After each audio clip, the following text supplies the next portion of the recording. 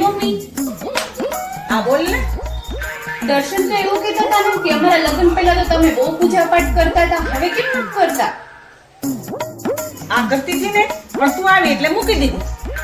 અરે વાહ, લાગે છે કે હું બહુ સારી એવું મળી ગઈ ને એટલે મમ્મીએ પૂજા કરવાનું મૂકી દીધું. મને તો ભગવાન ઉપરથી વિશ્વાસ જ ઉડી ગયો કે તારી જેવું ગાંડું ભટકાણું બુદ્ધિનું બહાર કાઢ.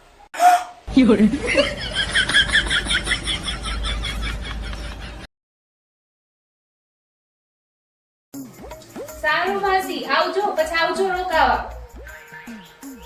એટલું ભલે અહીંયા આવ તો હા મમ્મી, આવું. તને કઈ ખબર પડે છે કે નહીં? તારા અક્કલ જેવું છે કે નહીં? નાના હોય કે મોટા હોય પાછળથી જી કહેવાય.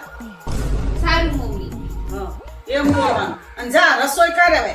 હા સારું મમ્મી. હે મમ્મી, ખીચડીજીમાં મીઠુંજી નાખી દીધું છે, હળદરજી નાખવાની છે? આનામાં તો અક્કલ જ નથી, એની કરતા ન શીખવાડવું તો સારું હતું.